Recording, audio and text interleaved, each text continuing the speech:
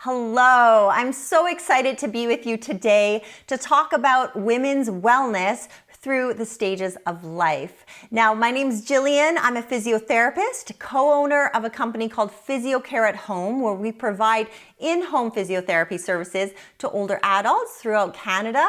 And we also have online exercise programming for older adults through a website called Stronger at Home.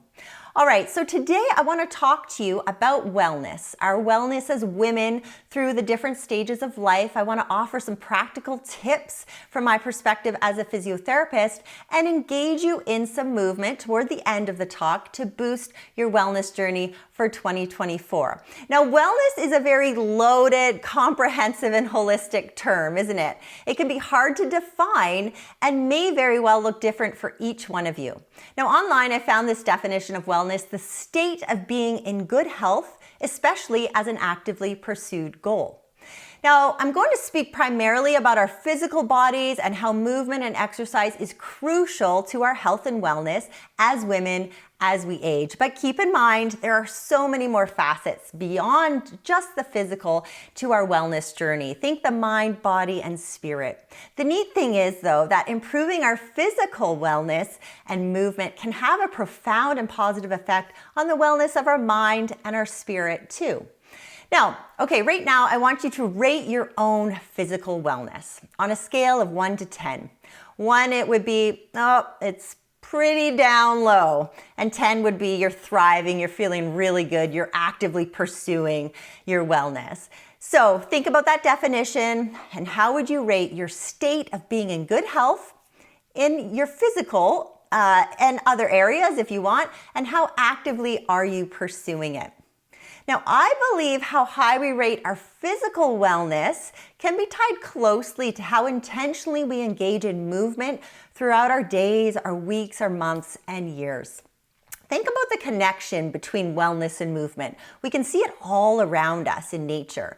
If we think of a stagnant body of water, right? We often know it's unwell or unhealthy by its smell, or maybe by the way it looks, or by the sickness it might produce from ingesting it.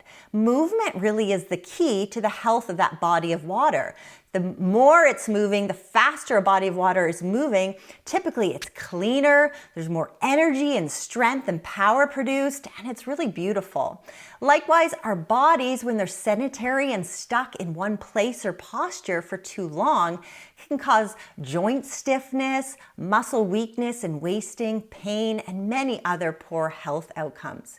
Our minds will also succumb to decline if they're stuck in neutral, ruminating on negativity, or never given the opportunity to expand in learning and growth. Spiritually, the same is true. Stagnancy always leads to becoming unwell.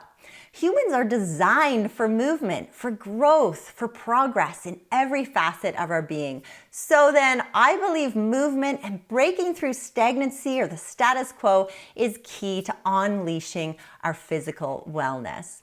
Now, when I asked you to rate your wellness, you likely didn't solely base your answer on how you're feeling today, or if you've made healthy choices today alone. Rather, you likely, whether knowingly or not, based your answer on how you feel about your wellness over a span of time. Maybe since the new year began and you've made some new, healthier changes in your life, or based upon the previous year. We all know that every day is not our best day, right? Some days we do make healthier choices than others. And just like our lives can't be defined by a single day or a circumstance, our wellness is much the same. It really is a process, isn't it? So improving our wellness really means there's things we should be doing more often than not, like exercise and eating healthy, and other things we shouldn't be doing as frequently, like splurging on treats and staying in our pajamas all day. Now, from my perspective as a physiotherapist for older adults, I often see the result of poor health due to daily decisions that were consistently made over a span of years and years leading up to it. Now, likewise, I've also seen those in their 90s that have made really good choices for the most part that have got them where they're at today. Bottom line is this: research has shown it's never too late. No matter your age, you can get stronger, fitter and enjoy improved wellness. But we need to be willing to make a few sacrifices along the way, right? That old adage, short-term pain for long-term gain, is definitely applicable here. Now, as women, I want us to be aware of how our daily choices at every stage can affect our risks of osteoporosis, muscle weakness, pelvic floor health, posture, and much more as we age. Okay, let's jump in to talk specifically about our wellness as women throughout the stages of life. Now, take a minute and think, what stage of life are you in? I know there can be many ways to define it, but just think about your age and your general life stage. No matter where you find yourself, as women, our bodies are constantly moving through different physical stages, right? Growing and or changing, adapting to new internal environments. And these changes can directly affect our physical well-being, specifically in the areas of our bone health, our posture, our muscle mass, and our pelvic floor function. Now, I want to talk about some of the health challenges and risks that affect us as women and how we can promote physical wellness at every stage. Okay, so let's just jump into the early years, that phase, childhood into teenage years. Now, really, I would say play is essential, and play is exercise for both the body and the mind. I often say it's never too late to get started in making some healthy choices and positive changes, but it's also never too early. Think about those in your life that you can influence, your children, your grandchildren, young people in their early years. Influencing them to be more active will help set them up for success in the long term. So things like limiting screen time and social media, we need to get our kids moving more. Healthy eating, right? Limiting sugar and processed foods, promoting lots of variety of fruits and veggies, healthy fats and protein, calcium and vitamin D. Vitamin D, don't forget the vitamin D. This is a time when bone health is essential, right? It actually starts now in these early years. It may sound surprising, but osteoporosis, which is the thinning and weakening of bone that causes increased risk of fractures, is actually partly linked to our childhood years, when bone is being made faster than it's being broken down in our bodies. So at this age, with good nutrition and exercise, children can actually store up bone and the bone mass that can better insulate them from the likelihood of developing osteoporosis much later on in life. So a lot of things we can't store up, right, in life, like sleep, but we can store up bone. So we should really take advantage of it. Okay, let's move on to our young adult years. So maybe that 18 to 30-year-old phase of life. Healthy and consistent habits now will pay dividends later.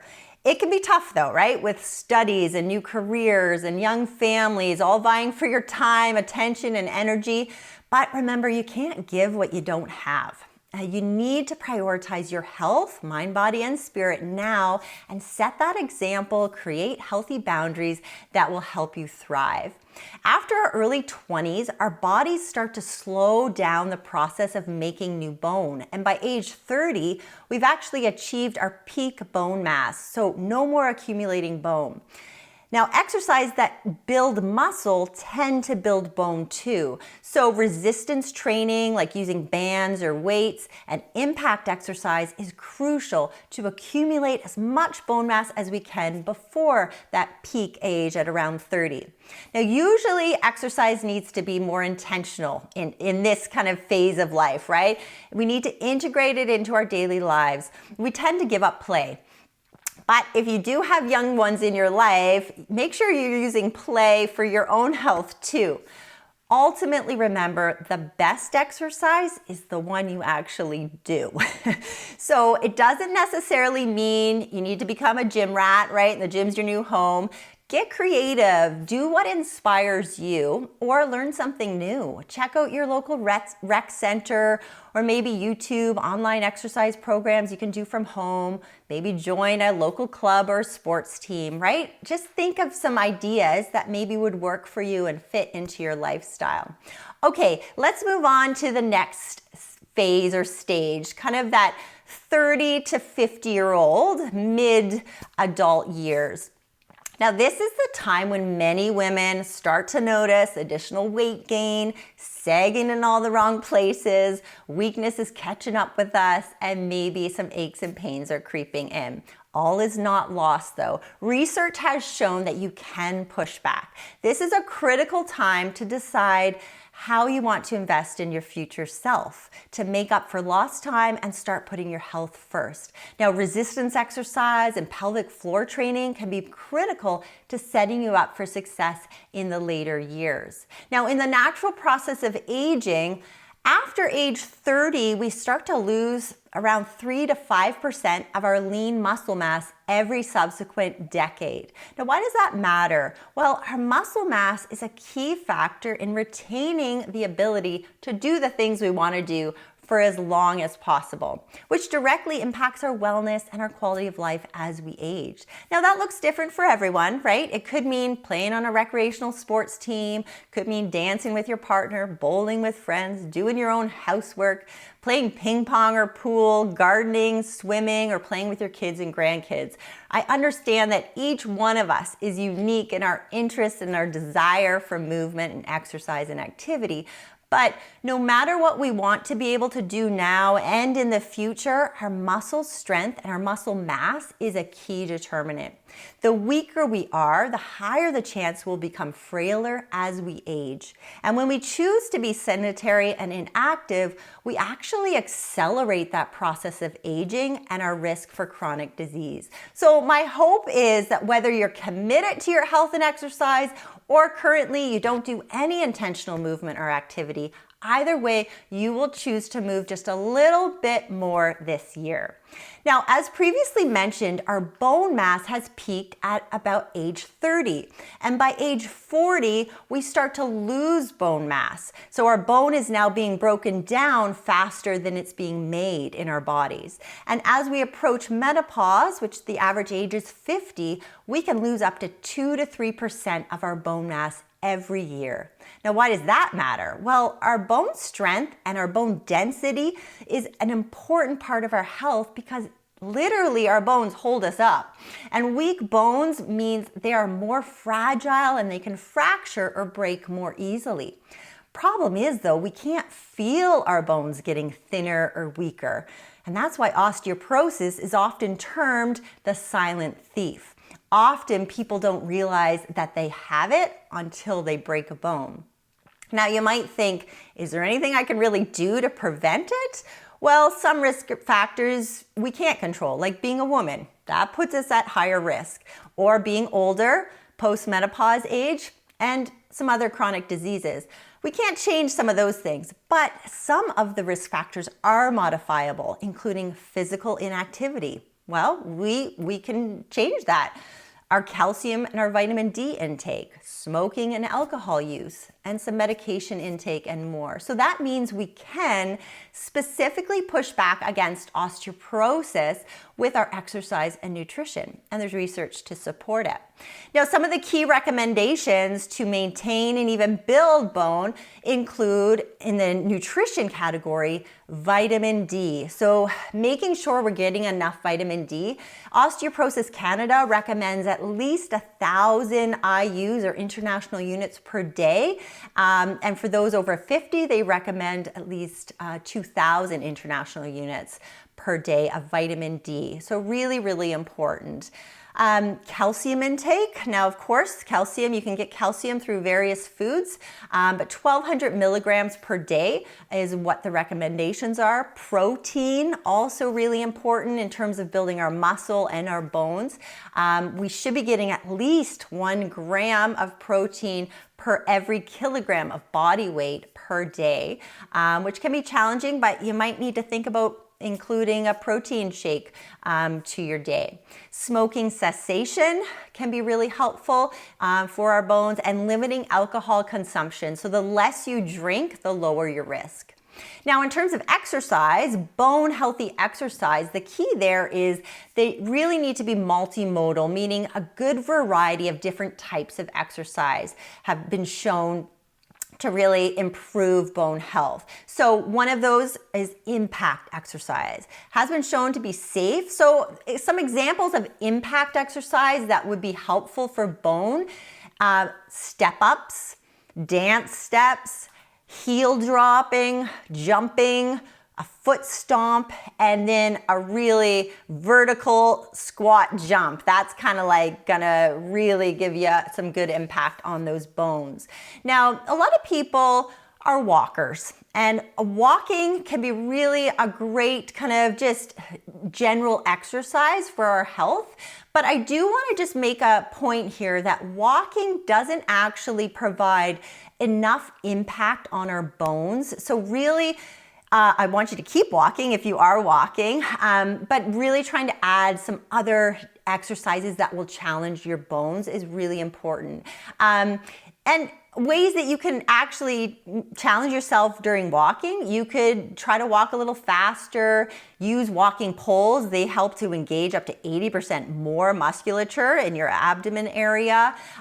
Change your route, maybe the incline or the surfaces that you're walking on. You could try carrying weights. So just think about how can you make walking maybe a bit more challenging.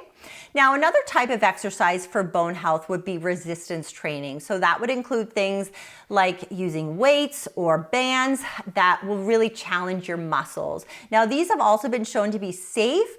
It's important to start slow if you don't currently do it, but to progress. So if you're using a 1 pound weight and that's all you're ever using for years and years, that's really not going to challenge your muscles and get them stronger. So that would be something I would really want to promote and push a little bit is really you want to progress those exercises and challenge your muscles and your bones in that area.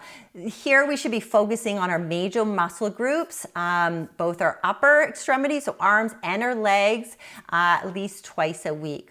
Also including things like multi-directional cardiovascular exercise, so it gets your heart pumping and incorporates some balance. And then lastly, using your core, activating your core, having a strong core and pelvic floor can really be helpful for when you're doing things like jumping or impact exercises, just to make sure you've got a nice strong core. So those are a few thoughts and ideas around there.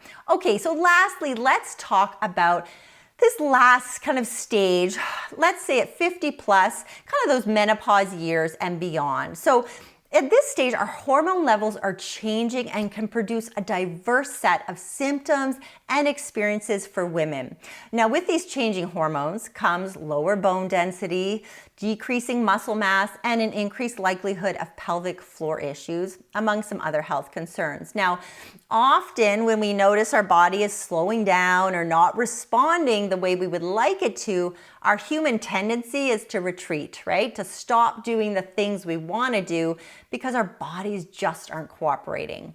Many women feel like they're getting to know an entirely new body at this stage of life. And in some ways, that may very well be true.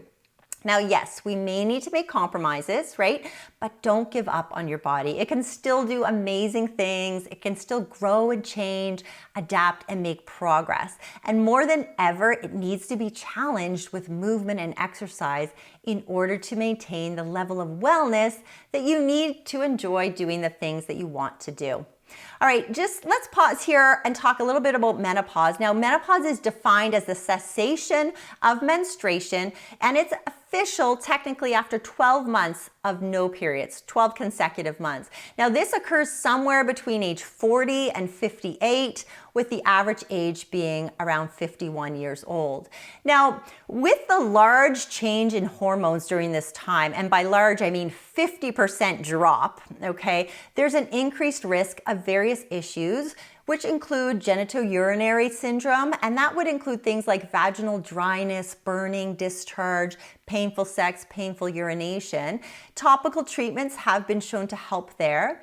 Also includes things like vasomotor symptoms, which would be like hot flashes and night sweats, and exercise has been shown to decrease frequency and intensity of those symptoms. So shout out to exercise for that.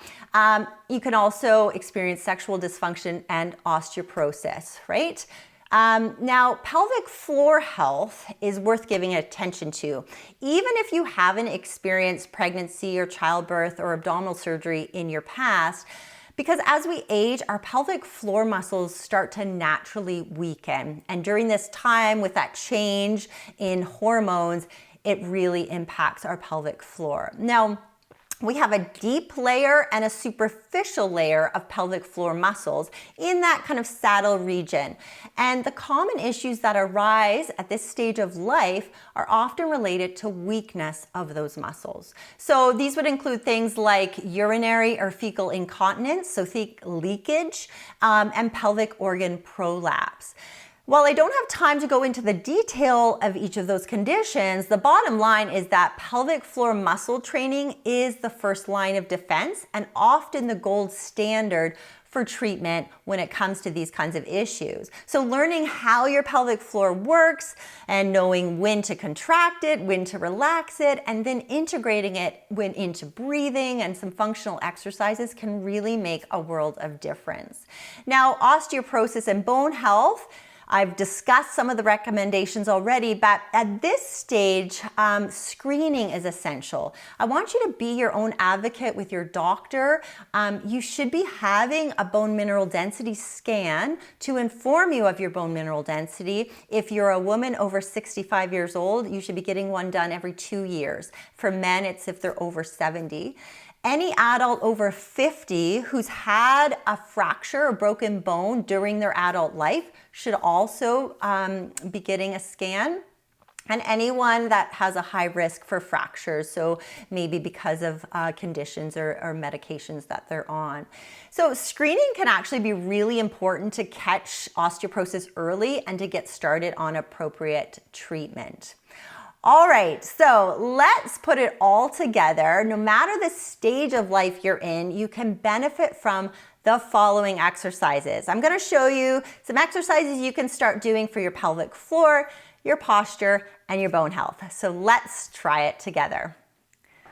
All right, so let's move on to learning a few exercises. All right, we're gonna start with our pelvic floor. Now, what do you need to know? Well, the pelvic floor muscles are used to help seal off the 3 openings we as women have in that pelvic floor region. Now, when our bowel or our bladder is full and the muscles relax, then the contents can leave the openings, right? That are surrounded by those muscles. And when those muscles contract, it closes off the exits, okay? So you can imagine if these muscles are weak and not able to sufficiently do their job, then leakage or protruding of internal organs certainly may occur. Now, if you notice, for instance, leakage when you laugh or you sneeze or when you do a particular movement, I want you to practice intentionally activating those pelvic floor muscles just before you sneeze or laugh, okay? And that can really make a world of difference. Okay, so let's first I want you to pretend to stop peeing, okay? So just imagine that you're peeing. I don't want you to do this for real, in real time. I want you just to imagine, okay, you need to pee, you're peeing, and you're holding the flow of pee, all right? What does that feel like? You're kind of pulling everything in that lower region up and in, right? All right, so I want you to just pretend that you're pulling it all up and in. And so you're engaging those lower abdominal muscles and see if you can hold it for about 3 to 5 seconds, all right? Making sure you're breathing. A lot of people tend to tighten and then hold their breath. So count out loud if you need to. So let's do that together. I want you to pretend to stop the flow of pee, pulling all of that lower area up and in, hold it, hold it, hold it, and release. All right, one more time, let's try it. So pull it all up and in, hold it, and release. Good job. All right, so you're gonna have to practice that, all right? Now let's give you a practical tip. So you can stay seated and just on the kind of, you can kitty corner yourself on the corner of the chair. And I want you to place your feet just underneath your knees, okay? And I want you to imagine there's a triangle drawn on the bottom of each of your feet. Okay, from the big toe, little toe to heel and back, okay? You're gonna press those triangles into the floor. You're sitting on the edge of your seat. You're pressing the triangles of the bottom of your feet into the floor, and just notice what happens. As you press them into the floor, it kind of causes your entire kind of body to kind of just rise up, right? And hopefully you're feeling that lower area just tensing and pulling up that pelvic floor, okay? And release again. So let's try a few of those together. So I want you to press your feet into the floor. You're sitting on the edge of your chair, and as you're pressing, you're really being aware of what's happening. Your chest is lifting slightly, and you're really pulling or tightening those lower, deep lower abdominal muscles and pelvic floor area, holding it, and release. Let's try two more, all right? Pressing those feet into the floor and really being aware, increasing the awareness, not holding your breath, and tightening those lower abdominals and those pelvic floor muscles, pulling it all up and in, and release. Good. One more time. Pressing into the floor with those feet, sitting nice and tall, and pulling everything in that pelvic floor region up and in, as if you're holding the flow of pee. Good. And then relax and release. Good job. All right, so the key there, practice that. Try holding that contraction 5 to 10 seconds a few times, 3 to 5 times, and you can try that throughout your day. And then really trying to incorporate it into your movements, right? You're bending down to pick something up, you're reaching up for something, you're getting up from the toilet or from a chair. Engage those muscles. Or you're about to sneeze or laugh. Tighten that tummy and engage those deep lower abdominal and pelvic floor muscles, okay?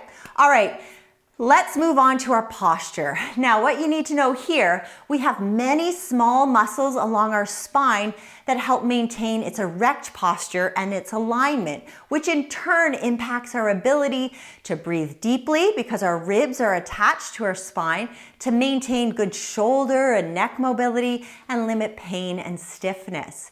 Now, most of our days, we tend to be sitting, right?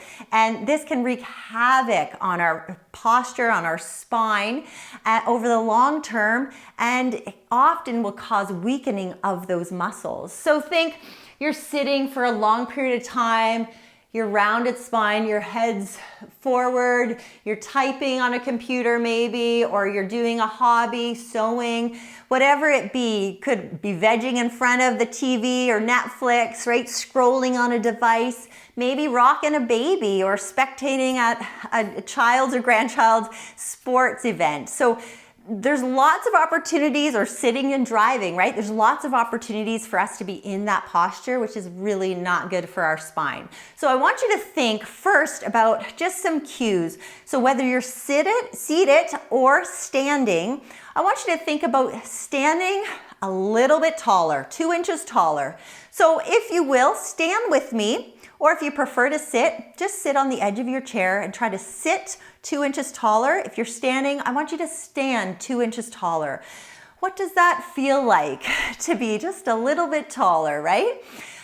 You can think about a couple other ideas. If you're wearing a beautiful necklace or a bow tie and you're showing it off to the world, when you do that, your shoulder blades and your shoulders come down and back. And that automatically lifts your chest up and really elongates your entire spine.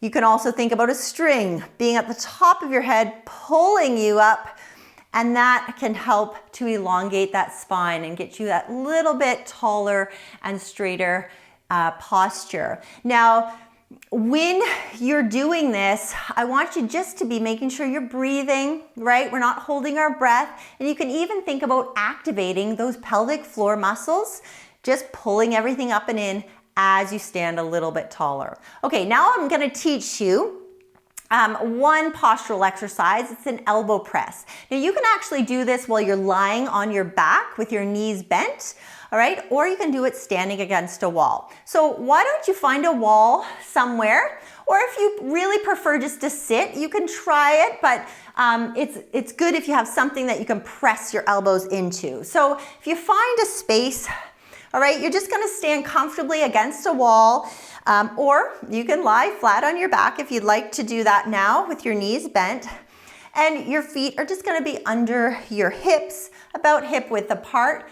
We're gonna be engaging our core, so we're gonna tighten our tummy slightly. You can pull everything up and in like we've been learning with our pelvic floor. You're gonna stand against that wall. I want you now to bring your hands just behind your ears, okay? And you're gonna press your elbows toward the wall or the floor if you're on the floor. And ideally your head is also touching the wall or floor. Now, if you're at home, you can roll a small towel or a small pillow and you can kind of place it behind there if you're not able to get the head back into the wall. All right, so you're simply gonna tighten your tummy and then you're going to gently press your head and press your elbows into the wall or the floor, holding it for about 3 seconds and release. All right, let's try a couple of those, okay? So tummy tight, and then you're gonna press your head and then gently press your elbows directly back into the wall or down into the floor, holding, and release. All right, let's try again. Tummy tight, head press and elbow press, hold, and release. Good. One more time. Let's go for it. Tummy tight, pressing that head, elbows back, pressing, hold, and release. Good job. All right. You probably were starting to feel there's muscles kind of along that mid back especially that are starting to wake up.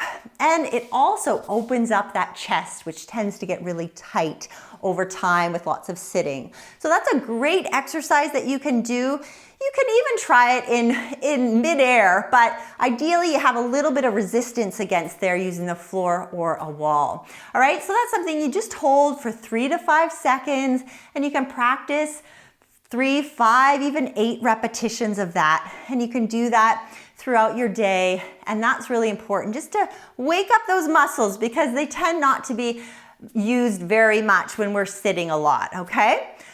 All right, now lastly, I want to teach you a bone health exercise, okay? Now what do you need to know here? There's lots of different options in terms of bone exercises or bone healthy exercises, but the key really is that the exercises are multidimensional and they're progressive in nature. So that's where you need to challenge yourself. I like using what's called the RPE or rate of perceived exertion scale, and that's a scale from 0 to 10 that I like to use. And really you're rating how hard you're working during a particular exercise, whether you're using weights, whether you're doing some kind of cardio, even walking, how hard are you working or exerting yourself? And ideally, for a lot of these, we want to be working more in that 6, 7, even 8 out of 10 range, even just for short bursts of time, okay? So here's an exercise that I really like. It kind of incorporates a lot of the elements together: impact, resistance, little cardio, little balance, and we get to engage our core, our pelvic floor, okay? So we're gonna do a modified raised burpee. I don't know, does it sound scary? I hope not. You can do this on the floor if you'd like. I have a bench here and you can use your chair seat, okay? If you'd like. You could also do it, make it even a little easier, modify it. You can do it against a wall. And then the lower you go, the more challenging it will get. All right, so what I want you to do here, you're going to be bending down, hinging at those hips, keeping the tummy engaged, pulling up with those pelvic floor muscles. You're gonna place your hands underneath your shoulders, or if your wrists kind of bother you, you can always put your hands into a fist position. And then you're gonna either step back into what I call a plank, or you're gonna jump back into that position, okay? And then you're gonna reverse, step back, or jump back into the starting position, and then you can stomp, or you can jump, okay? And then we're gonna go back down into that position, the plank, come back out of it and either stomp, so that's the impact, or jump. And if you find neither of those are working for you, then if you need something a little less impactful, you can go up on your toes and try to just land hard on those heels, okay? So there's something for everyone here. Now, if you want an extra challenge, a little more resistance, when we get into this position, you can add a push-up and then you can step or jump back, jump or stomp, and then we're gonna repeat that. So I'm gonna put 30 seconds on the clock, and I want you to do as many as you can, okay, in that 30 seconds. I want to see if you can get your heart rate going a little bit and get yourself moving. Now, 30 seconds is gonna go on the clock. If you need a minute, arrange your chair, take that now. So just a reminder. So I'll do the lower impact one, stepping out, and then stomp, down, back in, stomp, okay? Or the higher impact, and then you can add the push-up, okay? All right, here we go. Let's put 30 seconds on the clock. Ready, and go.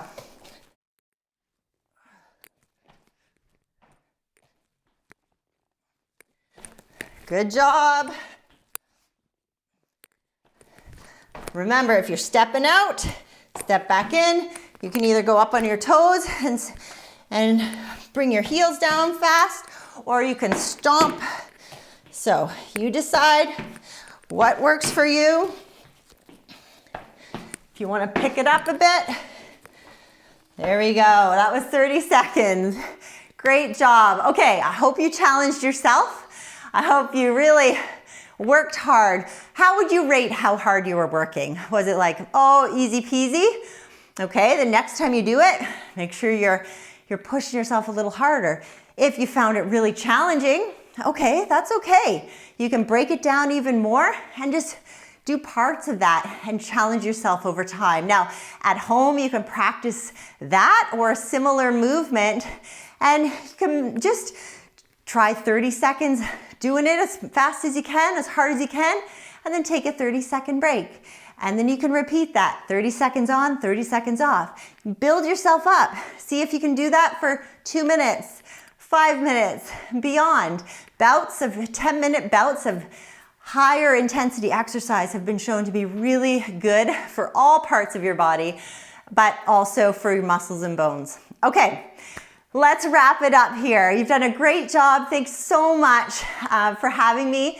And I just want to remind you as we wrap up, wellness and movement are closely linked, aren't they? Making the time for intentional movement and exercise will really pay dividends both now and into your future.